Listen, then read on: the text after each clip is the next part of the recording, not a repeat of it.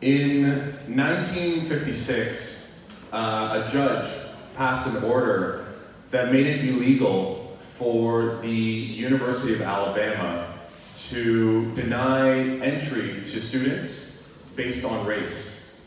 So this was a huge, monumental day and decision. And shortly after that, a student named Autherine Lucy enrolled into the school, into the University of Alabama, and was the first black student to ever attend that school. Now, as you might be able to guess, on that first day that she showed up to classes, there were a lot of white people who were not happy about this. So there were literal riots that broke out on campus. When Autherine arrived to school that day, people threw eggs and they threw bricks. They jumped on top of her car as it arrived.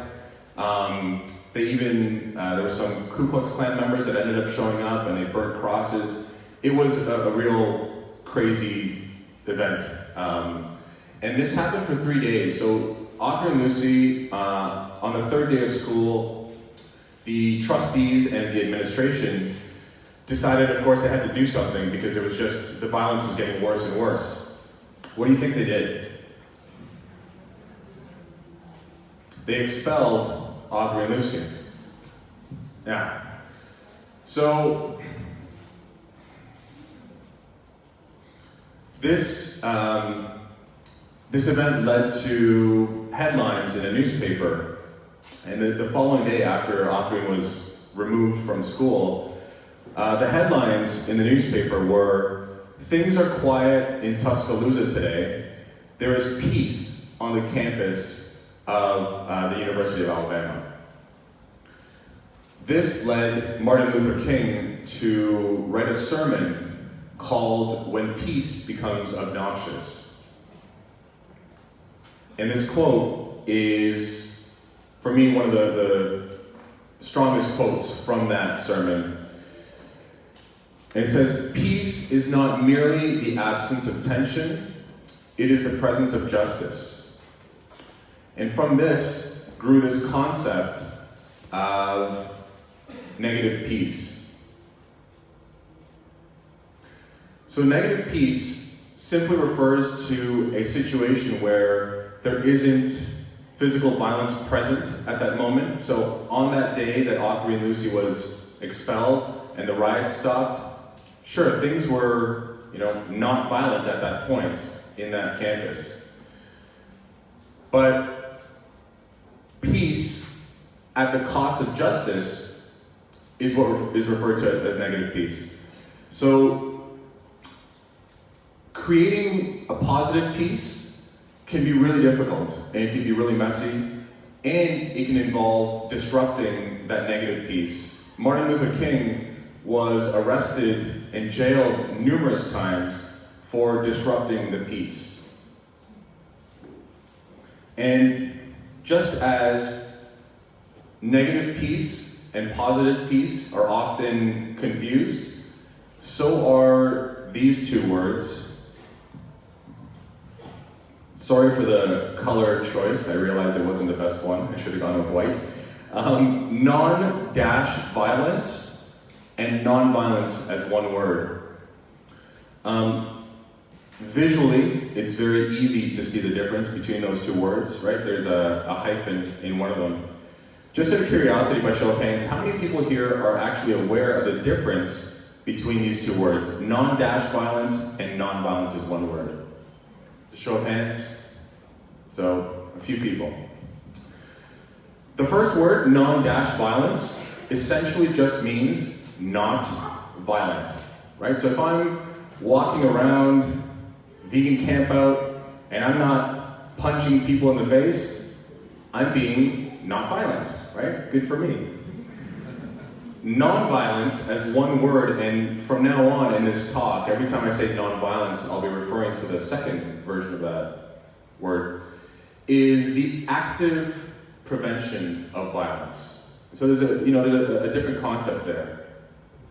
And that concept of non-violence can include things like civil disobedience, peaceful resistance, And I'd like to show you some examples of that. I'm going to talk to you about some of the principles, first, that Martin Luther King laid out in his philosophy and strategy for nonviolence, which ultimately was a big reason for the success of the civil rights movement.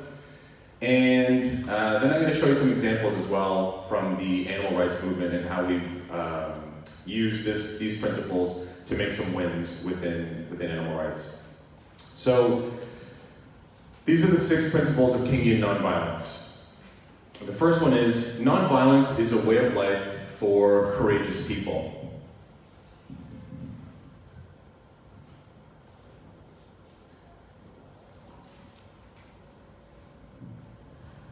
Has anybody ever heard of the Greensboro Four? A few studiers of Kingian nonviolence, maybe? The civil rights movement? Yeah, I didn't know a lot of this stuff, so, and I apologize, I didn't really give myself an introduction, so let me quickly do that. My name's Alex Bez. I'm a full-time activist from Toronto, Canada. I went through this training in California from an organization called the East Point Peace Academy. East Point Peace Academy is maybe a bit of a play on words, because in the US there's a West Point Academy, which trains military personnel. So they created the counter to that, which is the East Point Peace Academy, which is a beautiful organization. And they run these trainings on Kingian nonviolence. So I did a 2-day training twice, and then I went back for a 4-day training to become an assistant facilitator to the full workshop, which is a 2-day workshop.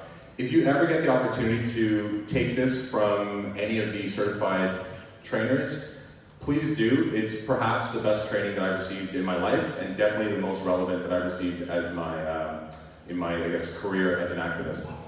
But back to the Greensboro Four. So the Greensboro Four were a group of activists from the civil rights movement who were, like a lot of people, tired of segregation. They were tired of being treated as second-class citizens. So they decided to do something that was quite disruptive. They decided to go into a store called Woolworth, and they made a small purchase to make sure that they were considered customers. So they were allowed to buy whatever they wanted, toothpaste or something. And then they went to the lunch counter there, which served whites only. And they sat down, similar to this, they sat down at the counter and they ordered a cup of coffee. And they were denied service because they were the wrong skin color. And instead of leaving, they decided to stay there. And they stayed the entire day until the restaurant closed. Wasn't too big of a deal at that moment. But then they came back the next day, and the next day, and they did the same thing. And this actually inspired a movement within the movement of lunch counter sit-ins. So this is a picture from another restaurant where people were going in, so a whites-only restaurant, where black people were going in and sitting down and refusing to leave until they were served. As you can imagine, this started to gain the attention of white people who viewed this as a disturbance of the peace, right? These people were disturbing their peace. And there's a really good quote that just came to mind right now, which is, see if I can remember it. When you're accustomed to privilege, equality feels like oppression. And does anyone know who said that? I think it might be one of those quotes that's actually not attributed to anybody. But anyway, so the reaction that these people were having when people were seeking equality was a really negative one. I mean, here's another picture, and sorry if it's a little hard to see from the back, but what you see here is people sitting at the lunch counter. Now, this was probably a few days into this form of protest, this form of disruption, where this started, spreading. The word started spreading. So people who were for civil rights started joining in these disruptions, but people who were against desegregation started showing up to fight these protesters, right? And what you see here is people actually dumping food on top of the protesters, What you don't see here are moments when people were being burnt with cigarettes, when their hair was being lit on fire. And this was a tremendously disruptive action. The news of this and photographs like this started reaching the newspapers, made it all the way up to the President of the United States. What do you think happened when the police found out that people were being violent towards the protesters, throwing food on them, hitting them, burning them? It's pretty easy guess, right? They started arresting the protesters who were peacefully sitting there. Yeah. So, what's really cool about this, I'm not going to go into too much more detail, but a little note that I like about this is they had managed to organize, when they realized that police were starting to arrest the people who were disrupting the lunch counters, they basically created a lineup of protesters who were taking their place. So when people would be arrested, the other guys would go in and sit down, and there was this like line of people just waiting to be arrested. It was really, really cool. So what I want to point out with this example is that the simple act of sitting at a restaurant and refusing to leave, today to us might not seem like a big thing, but back then, that was a really tough thing to do, especially knowing that you were going to experience violence, you were going to experience arrest possibly. And so nonviolence, the idea of trying to create this positive peace, is a way of life for courageous people. And the beauty about this idea is that not all of us have to put ourselves in positions where we potentially come to harm for whatever cause we're fighting for. Those of us who are able to should and will, and those of us who aren't able to, for whatever reason, at the very least we can support the people that are doing these actions, right? So many of you people have probably heard of different actions where people are facing consequences for disrupting the peace. So a great example would be, who here is familiar with open rescue, the concept of open rescue? So for those of you who aren't, it involves going into usually a farm, a factory farm, finding sick and injured animals, rescuing them, taking them to a veterinarian, getting them the help that they need. This is technically illegal, going out to private property and removing property, right? It's disruptive. I have colleagues of mine from the US, from California, who are facing up to 60 years in jail because they took a sick animal to a veterinarian. That's essentially what they did. So when I say support, we don't all have to be willing to do that, but at the very least, if you have the ability to share a video online, which we all do, or if you have the ability to help with legal costs, there's obviously a process that goes into this disruption of the negative piece. So we can definitely support it. Second one is the beloved community is the framework of the future.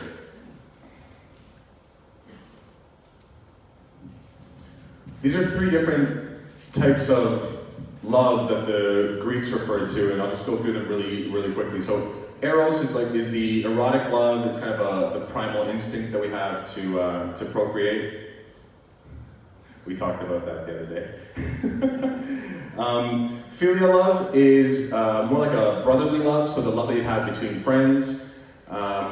Plato believed that physical attraction wasn't necessary for love, hence the term platonic love. So that's what that would be. And then agape love is viewed as kind of the highest form or the most radical type of love. And it's a completely selfless type of love. So agape love is not the kind of romantic, sentimental type of love that you see in Hollywood movies. It's more like a boundless compassion and infinite kind of empathy, let's say, for others. And it loves others despite their faults, despite their shortcomings. Really important within the context of civil rights, or sorry, I should say any social justice movement, that we view the oppressors, or quote unquote, the enemy, with that love and with that compassion. And there's a few other points like this one: attack forces of evil, not persons doing evil. Show of hands, who's heard of this concept spoken about within the animal rights context? I think I've heard it quite a bit, where we shouldn't necessarily attack the slaughterhouse workers for the job they do. We view them as victims of this evil, kind of violent, oppressive, exploitative system. So I want to show you an example, a video from a disruption that we did with Direct Action Everywhere Toronto. This video I'm about to show you, I put together over a year ago. This was in my early days of making videos, so I apologize for the lack of awesome video editing quality. But the reason why it wasn't released was because one of the people involved in this action was actually falsely accused, charged, and had to go through a whole trial. He was accused of choking someone and forcibly confining them for about a minute, it was absolutely false. Once it got to court, it was dismissed almost immediately with video evidence, but there was a long process, and of course, it was expensive, but this video couldn't be released until just recently, so you're some of the first few people to see it, and maybe I'll just give you the quick backstory behind it. So, what happened was, in Toronto, there was this community center that was hosting events for the local community, and their goal was to provide community members with experiences that they couldn't otherwise afford. So this was an inner city, urban location with a lot of people that didn't have the same financial advantages as others. So a typical thing in Canada is going to the cottage and going fishing with your family. And these inner city kids couldn't do that. So what the community center did was they decided to bring in a bunch of fish, put them in the swimming pool, and then have people go and just fish out of the swimming pool. So obviously, insanely violent to these fish, and animal rights protesters had been protesting this outside on the street in front of the community center for a few years now. And they kept running this event year after year. So last year, some of the organizers decided we had to escalate our tactics. And the video I'm going to show you was that escalation point. And then after the video, I'm going to tell you what happened.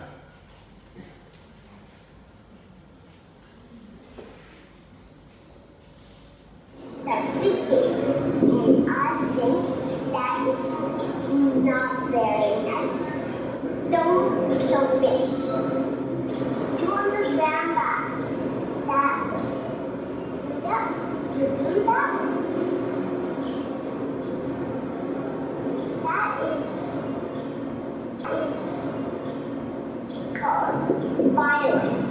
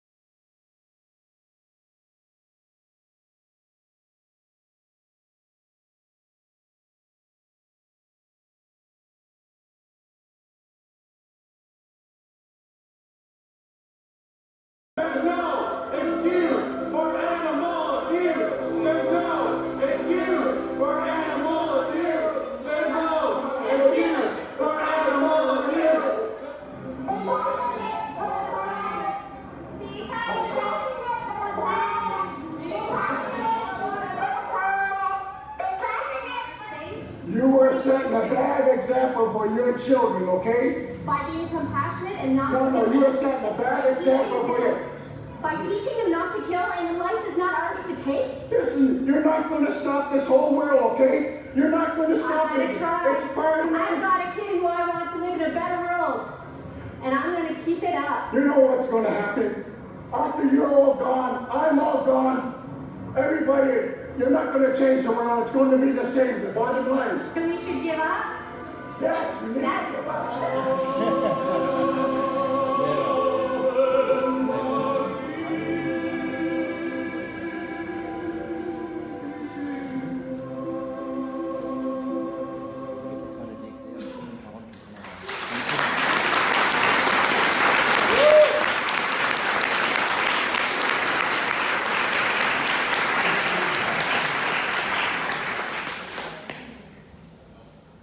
So that was last year. That event led to negotiations and talks between the animal rights community and the community center.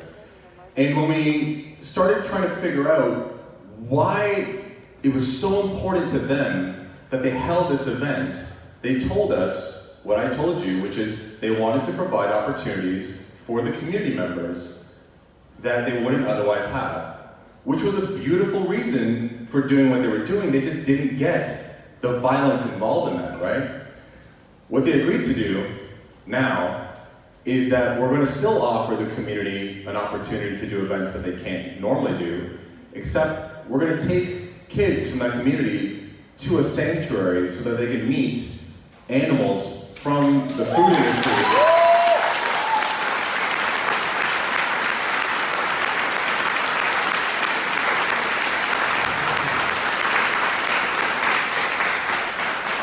So this is one example of a disruption that actually went kind of from the beginning point all the way through. I'm not going to cover the actual steps of nonviolence, and I'd suggest that you look them up. There's actually 6 steps as well, where the actual disruption, like what you see here, is not the point of the event, of the whole 6 steps. It's one necessary step sometimes in order to gain maybe negotiation power, or to be able to get that person to talk to you, because otherwise it's easy for them to ignore you, right? So disrupting that negative piece is sometimes necessary to bring about the positive piece.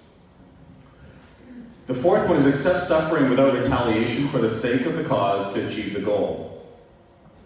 In that one, I don't know if you saw, if you could recognize me, but I was the guy that got kind of shoved from behind, and at points they were trying to grab my camera, and I always have a strap that goes over my hand when I do those disruptions, because I know people want to take that camera. So they couldn't get it. They did get my sunglasses, and they broke them. They were brand new sunglasses. I also got a few punches in the ribs and things like that, which we expect, we train for, and that's also a really important part, which I don't go deeply into here. But you have to expect violence when you're disrupting violence, right? And that's why accepting suffering without retaliation is really, really important. And forget my example, let's talk about this example. When people were getting food thrown on them, getting burned with cigarettes, our instinct, our normal reaction is to get up and defend ourselves, right? They would be totally justified, I think, in self-defense to hit somebody back, right? What do you think, what picture do you think would have appeared in the newspaper if one of those protesters that were doing these lunch counter sit-ins anywhere in the country had stood up and hit one of the white people? I wanted to come up with a more nasty term, but they would have been viewed as the violent people, right? Immediately. That one example would have ruined the entire action and all the sacrifice that these people were doing. So there's actually a lot of training and a lot of planning that goes into these disruptions, especially when you're potentially going to face violence. They do something called a hassle line, where they'll train. Let's suppose we were going to do disruption. We would have half the room over here who are the protesters, half the people over here who are pretending to be the antagonizers, and they would antagonize the heck out of these guys. But I'm talking about to the maximum degree you possibly can without causing any sort of real permanent harm. But there were times where people were being burnt with cigarettes in training so they understood what that pain would feel, so that when they were in the actual event, they could deal with that and not have that kind of instinctive, violent self-defense reaction. The fifth one is avoid internal violence of the spirit, as well as external physical violence. I think, from my experience, it's easier for us to avoid the physical violence. We can sometimes hold back. What's harder for us is to avoid that violence that we do to ourselves, maybe those negative thoughts that we have for others or against others that we view as the oppressors, that we view as the reason why this is happening. I go to a lot of vigils with the SAVE movement. I'm one of the international organizers, so I help set up groups around the world. And I see people really struggle with this, being outside of these horrible places, because when they see the slaughterhouse workers, and especially when they see the slaughterhouse workers laughing, not caring, making fun of us, maybe even making fun of the animals that are inside, their instinct is to be really angry and to get really, really upset at them. You know? And I think that this quote from Martin Luther King is also really relevant. I know it's a little small, so I'll read it out. We must develop and maintain the capacity to forgive. He who is devoid of the power to forgive is devoid of the power to love. There is some good in the worst of us, and some evil in the best of us. When we discover this, we are less prone to hate our enemies. It's not easy to love our enemies. And let's not forget that in this fight, in the animal rights fight, all of us are really just allies, right? We are not the oppressed group. I cannot imagine how much more difficult it was for the Greensboro Four or anybody who was the victim of these massive amounts of violence and oppression to have love for their oppressor. I can't even imagine how difficult that is. And if they manage to do that, I mean, we really need to get to a place as a movement where we have that unconditional love for everybody. We try to build that beloved community and invite people into it. And I know it's difficult. You know, I know we all have our own, egos. We have our defense mechanisms that kick up and get triggered. But with practice, I think that we can do that. I'm a very, very different person today than I was years ago. And I'm sure most of you would feel the same, that we're all kind of on this path, some spiritual enlightenment path. So, really important point to this concept of nonviolence. And the final one is the universe is on the side of justice. The nonviolent resistor has a deep faith that justice will eventually prevail. And if you think back to our evolution as a species, our moral evolution, if you look back through all the social justice movements, it does appear that the world is changing for the positive, right? It does appear that the moral arc of history bends towards justice. And this is a kind of a fundamental belief. I personally believe this, that humans are intrinsically good. I also believe that we are intrinsically very weak, and that's what our fault is. I don't believe that we're intrinsically evil. We do bad things, but I don't believe it's because our heart is that way. I don't believe that we actually thrive or are okay with that. So if we could remove ego, I think we'd be a lot better, which we can't. But I want to talk about something, just make a little point. Ed, in his talk, brought this up, and it immediately reminded me of this. And Ed said that it's, this whole idea of animal liberation, of non-speciesism, there's no question as to whether or not it will happen. It's just a matter of when it will happen. I think we all can probably agree on that, I hope. And every action or inaction that we take either hastens that inevitable conclusion or it slows it down. And I also want to talk to you about one of the decisions that I've made that I believe is going to help hasten this world that we're looking to achieve. Show of hands, who's heard of the Liberation Pledge?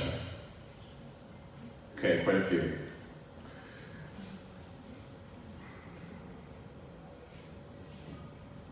In the 11th century, I believe, foot binding in China was a very common practice. So what they used to do was, as a status symbol,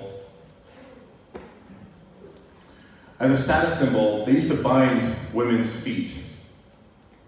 It was considered a mark of beauty. Between 40 to 50% of Chinese women had their foot bound from a very young age, and about 100% of the upper class had their feet bound because you just had to have it. It was a status symbol. That resulted in limited mobility and severe lifelong disabilities. I didn't actually put a picture up of what a foot looks like that had been bound because it's actually quite grotesque. It looks horrible. That's a diagram, but it's basically really compressed, and it's just obviously very uncomfortable and very painful. Foot binding was around for 1,000 years, I think at least 1,000 years. There were multiple attempts to end it. There was lots of kind of movements that were born within China. None of them succeeded. There was even an emperor who tried to end this in the 1600s.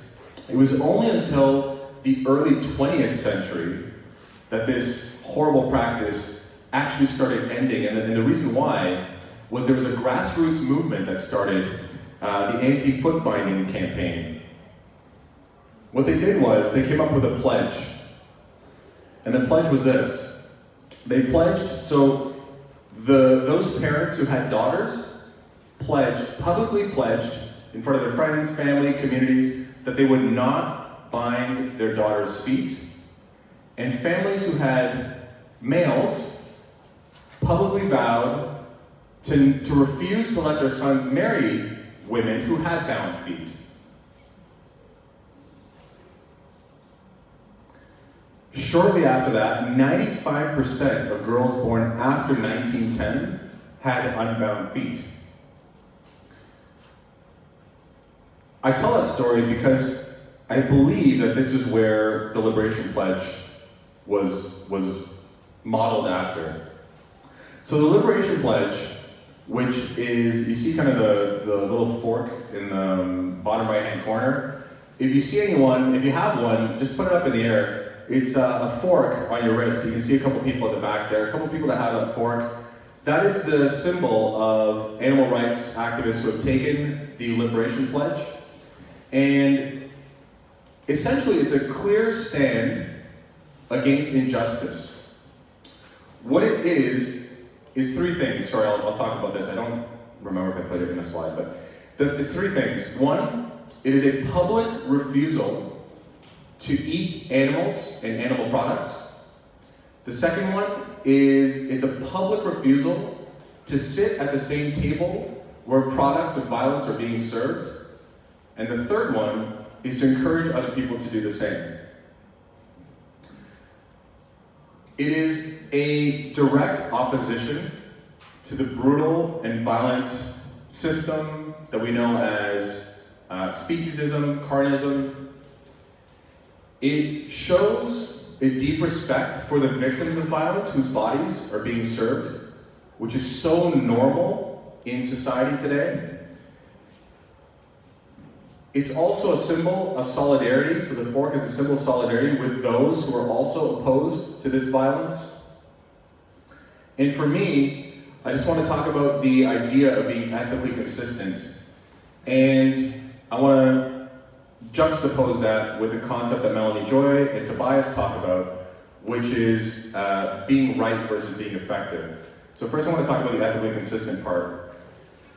The way that I explain this to people when they ask me why I would do such a thing and make myself more weird, because vegans we're already weird enough, this is super weird, is that I have a dog that I rescued from the Humane Society in Toronto, and if somebody took Kona and put Kona on a barbecue and barbecued her and invited me over for a barbecue and said, oh yeah, you can just have your vegan burgers. We'll even clean the grill first and then you can cook them.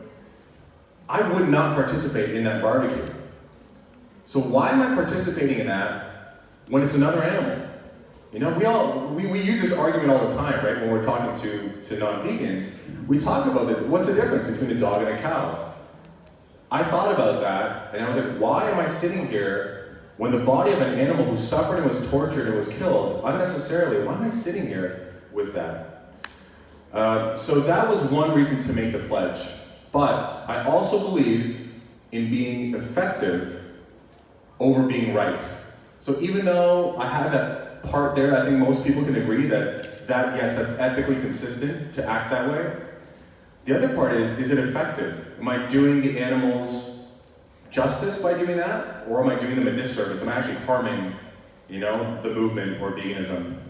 And I want to talk about the disruptive nature of this act, because this is an opportunity for me to disrupt negative peace every time this comes up. And what's really important is how you talk about this. So for those of you that were at my talk last night, I started the talk with the idea of process over content. The content of the Liberation Pledge can be scary. And a lot of people that I talk to are really afraid. They're like, okay, I get it it's ethically consistent, but I have no idea how I can possibly implement that within my family, within my workplace. And there's lots of ways that I can suggest to do that. Can someone just give me a time check? Can someone just let me know what time we're at? 10:45, so I have to wrap up soon. But, let me get to this. How should I tell someone about the pledge?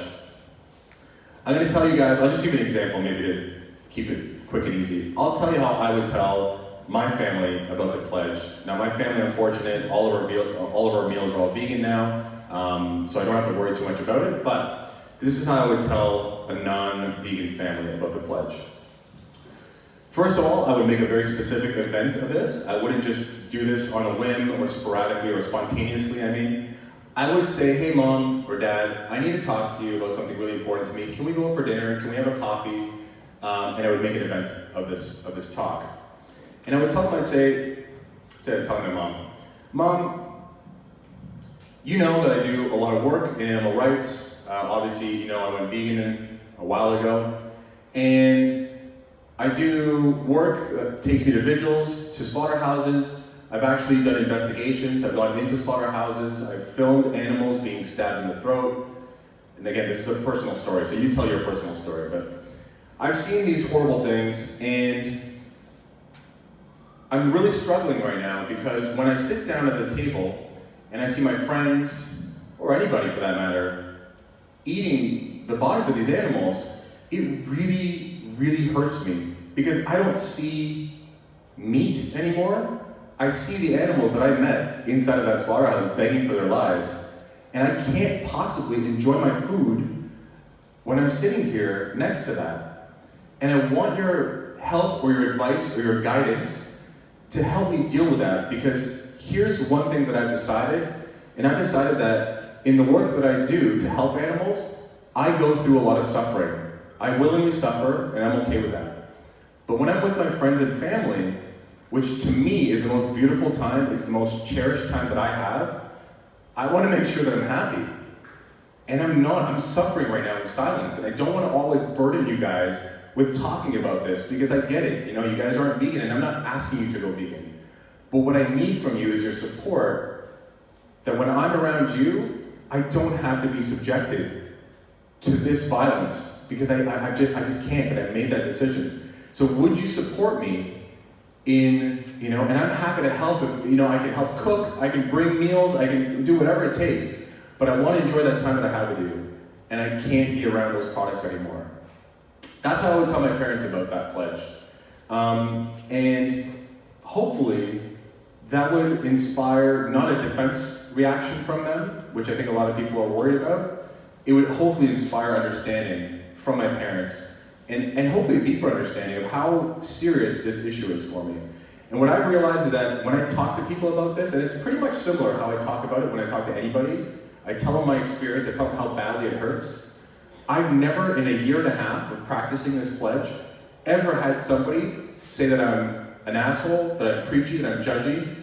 Nobody's ever told me that. In fact, when I was backpacking through South America at the beginning of 2017, when I made this decision, I was staying in hostels a lot, and you're meeting a lot of new people, and every time it came time to go for food, I would say, hey guys, listen, I had already happy cow in advance. So I'm like, hey guys, there's this amazing restaurant that looks really good, I want to try it out. Do you guys want to come with me? That was my initial ask. I didn't even tell them it was vegan.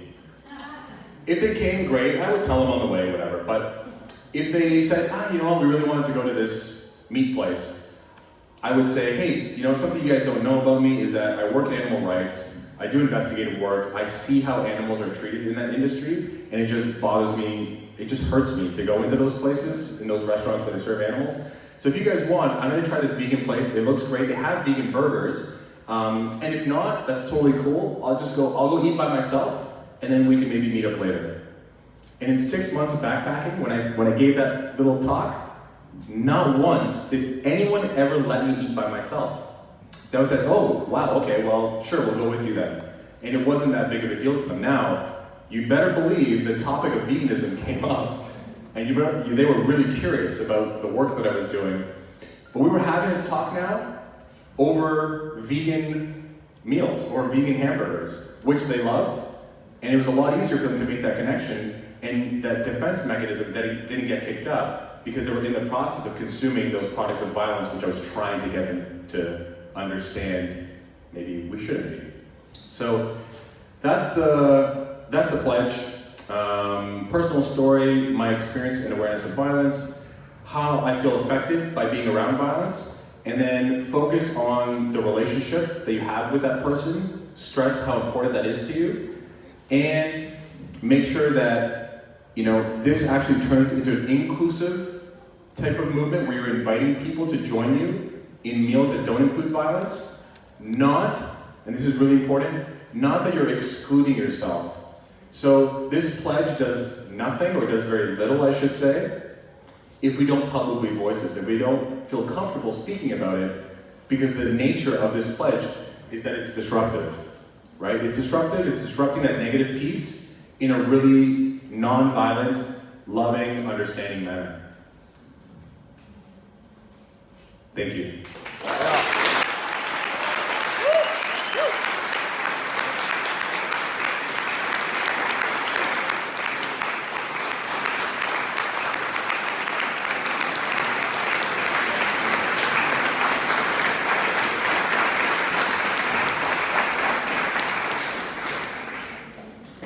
If there's time, I would like to take any questions that might exist. I saw a hand shoot up very quickly in the back, so can I get someone to volunteer as a runner? And there's someone in an orange, test. Someone in an orange kind of sweater back there, if you can run it back to them. By the way, while we wait for that, if anybody wants to follow the work that I do, most of the work that I do as a full-time activist is actually training people on communication for outreach purposes. So my social media channels are all under Amazing Vegan Outreach. YouTube, Facebook, Instagram, my website as well, Amazing Vegan Outreach. So please feel free to give it a follow. There's a lot of workshops, tutorials, outreach videos, lots of stuff, which I hope are useful. So if I could just ask that we stay quiet during the question and answer period, just so I can hear, and so everybody can hear. So go ahead. Hi. Thank you. My question is, I haven't really heard about the pledge before. It's really interesting to hear about. If you were say went to a market stall or something where they were selling vegan food, do you think that'd be acceptable to buy that even though there'd be people around you buying non-vegan food, or would you completely remove yourself from any sort of meat areas, if that makes sense? Yeah, great question. The pledge, like veganism, is not about perfection. You make it your own in a way. So for anyone that's interested in taking the pledge, challenge yourself to be as strong as you can, to be as ethically consistent as you can. So for me, for example, this is my own personal decision related to the pledge, is I do my best to eat at vegan restaurants, vegan-only restaurants. If I don't have that option, I will buy food from a non-vegan restaurant, a veg. Again, I'll go to vegetarian first if I can, and then to a non-veg restaurant if I have to. And I will never sit at the same table as animal products are being eaten. So even if I'm eating with non-vegans and we're eating at one of those restaurants, I will tell them in advance of my pledge, and I will never pressure them. You know, I will say, look, if that's not cool, then I'm okay to take my food and go for a walk and eat by myself. And I'm okay to let them know that I'm willing to exclude myself because of that pledge, and then leave that decision up to them. So that's my personal. Now, I do have friends who just will not buy food at non-vegan restaurants, and that's their decision as well. And so I would just say, make it your own. And there's lots of examples of the pledge. If you have any other ones, I can try to answer them, but I probably won't get to all the possible scenarios. There's a Facebook group called the Liberation Pledge Support Group. Tons of people putting in their challenges at work, at weddings, at whatever, and lots of really good suggestions. Again, you make it your own, so don't, again, I understand that there are some scenarios where it might be really, really difficult, but another example, maybe really quickly, is when I was working in the corporate world, if I had taken this pledge at that point, I had lots of meetings over lunch sometimes. Something that I could have done, which I couldn't have excluded myself from the meeting necessarily, but to refuse to eat at the same table, I could sit at the table and just not eat at the same time. So a really powerful, disruptive statement while I'm still attending the meeting. And if anybody asks, I'm happy to tell them about why I'm not eating at that moment. So there's different ways to manage it. I'll leave it at that. Yeah.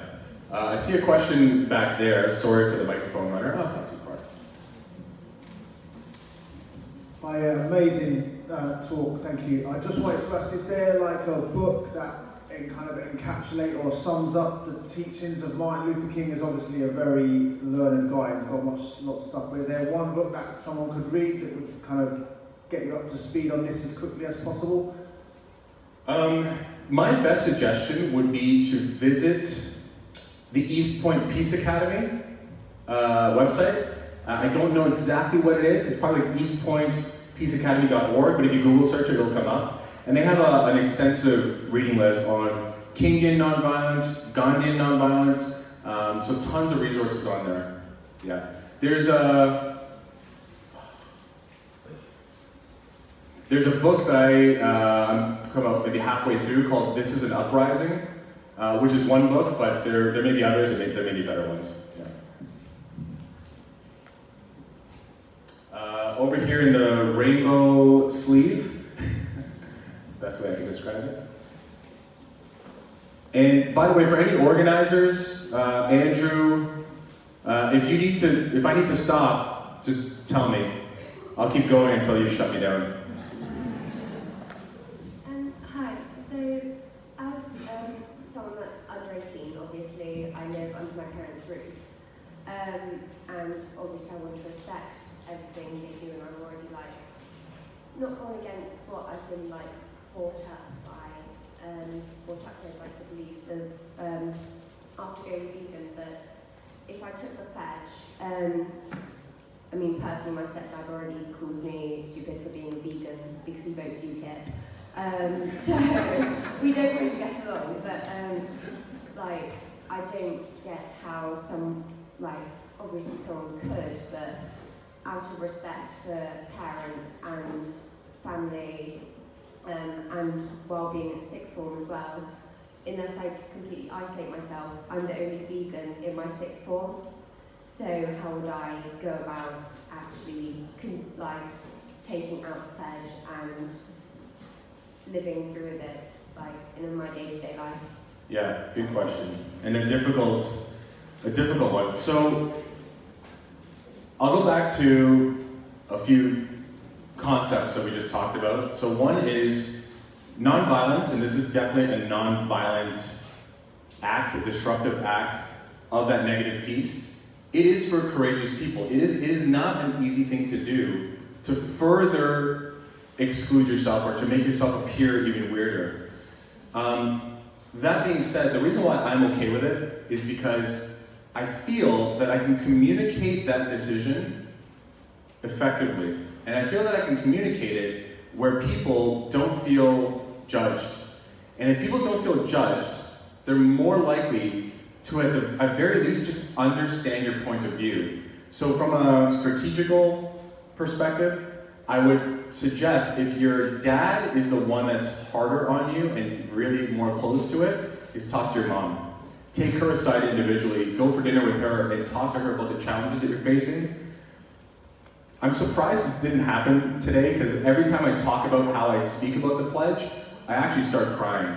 And I get really emotional because I really allow myself to go to those times when I've been outside the slaughterhouses and inside the slaughterhouses and remember how I felt.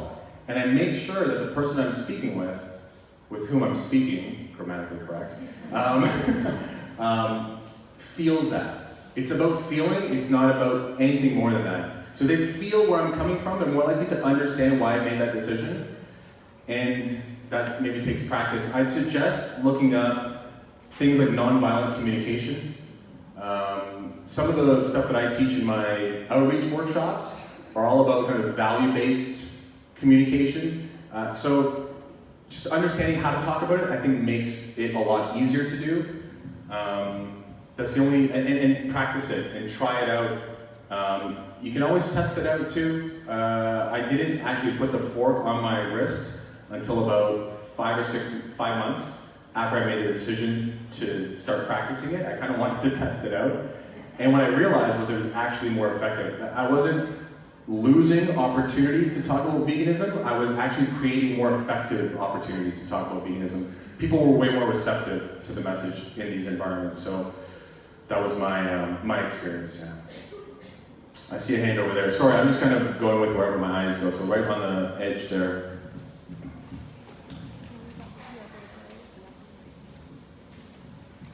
Hi, thank you very much. So I've been vegan for 3 years and have played around with this idea of obviously feeling much more comfortable when I eat at vegan-only restaurants, you know.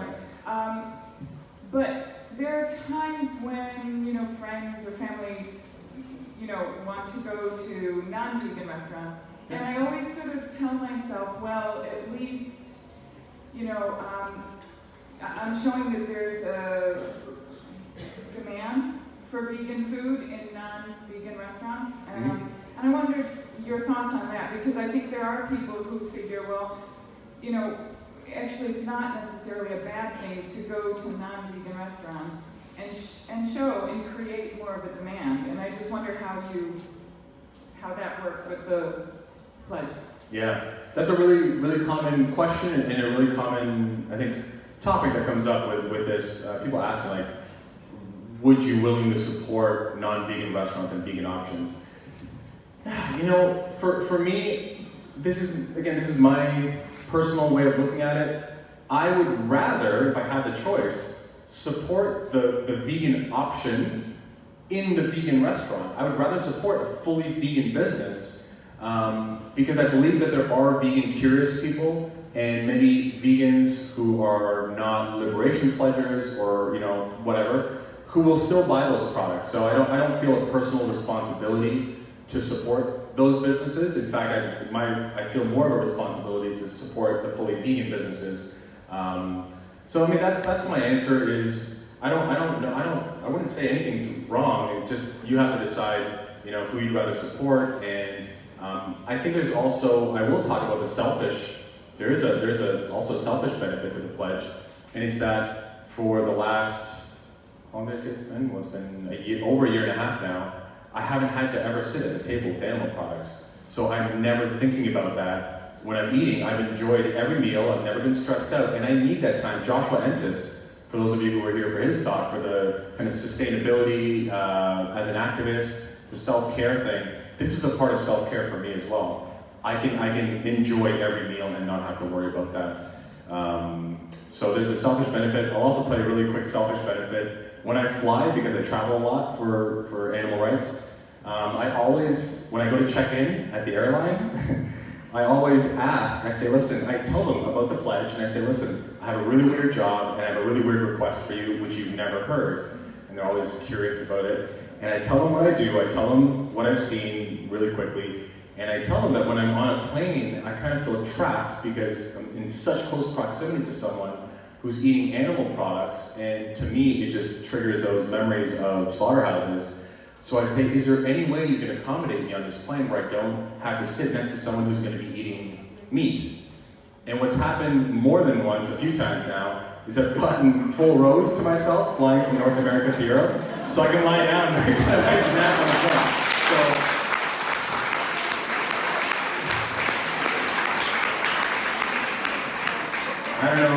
I don't know if that's like karma, like a good thing, or I don't know if that's just me abusing the pledge, but it works either way, and the conversations are really interesting with the staff of the airlines.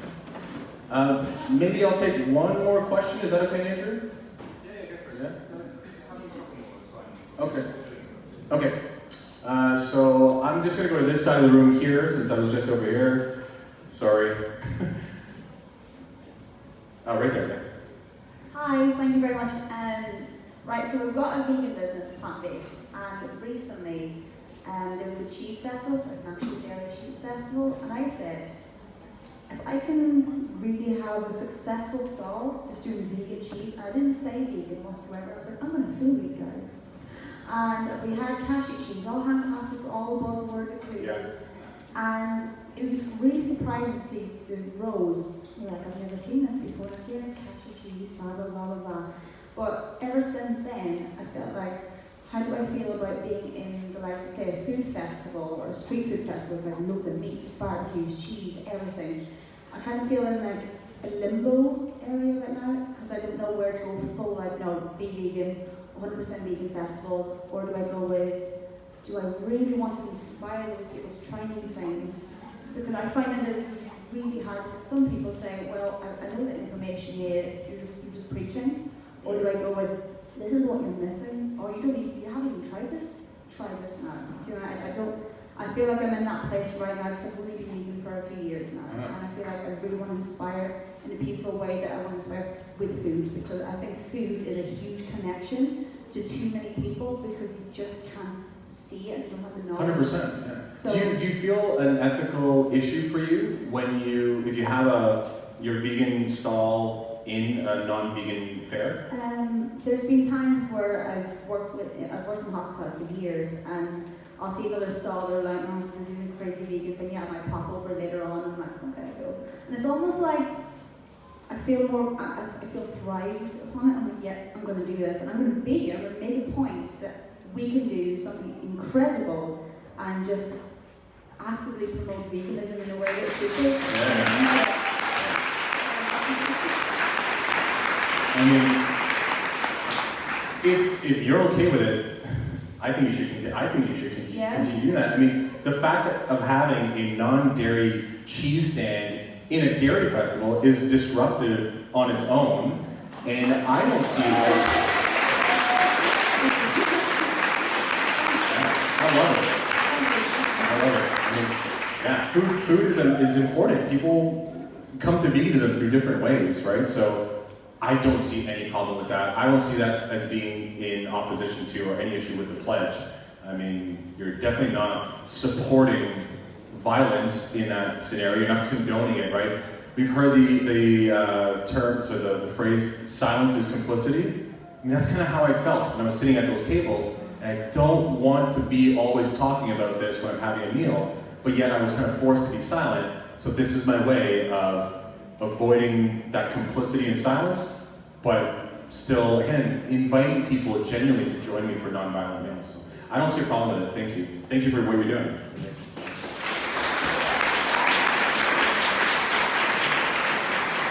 Okay, we have time for one more question. Is there someone really has to ask a question? Someone really has to, okay, right there, that you look like you have to ask a question. And before you ask it, I just want to announce one thing. There is a march. Does everyone know about the march that's happening this afternoon? Who doesn't know about the march? Okay, so for those of you who don't know, there is a march that is being organized in Nottingham, not far from here, at 3 p.m., correct? 2 p.m. So the meeting point is called Plitcher's Gate, P-L-I-C-H-E-R-S. It's a really short march, so it's kind of it's gonna be almost like a flash mob. We're all gonna show up there, we're gonna march, and we're gonna be out it's going to be pretty epic because it's such a small place, I assume. They're not going to know what hit them. So if you have the ability to go on your way home, stop in there. We meet at 2 p.m. at Pletcher's Gate. Quick march, and then we're off.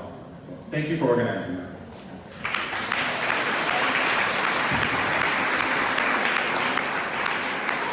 And again, the last question. So, do you believe that veganism is a moral obligation? And if so, could you explore on that a little bit?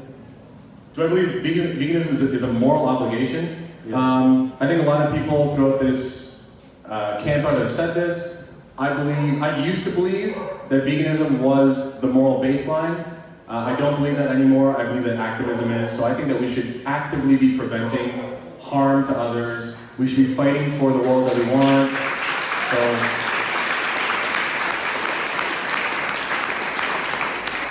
to be clear about that answer as well, there are lots of different forms of activism. So, one very tiny example, I don't even know if I would consider this activism, but something that I do is pretty much most of the clothing that I own has animal rights messages on it. You know, and if you notice, it's not just a vegan message, it's an animal rights message. So I get people talking to me and commenting on it all the time. It's just a way to just get that message across, the counter advertising to the meat and dairy industry. Talk to people, the pledge is part of that. So I really try to incorporate activism into my daily life. And I would suggest that we all do the same to whatever extent we're able to do it without suffering from, I don't know what the word is, exhaustion or burnout. Thank you guys so much. I hope you enjoyed the festival. Say goodbye home, and we'll see you at the march.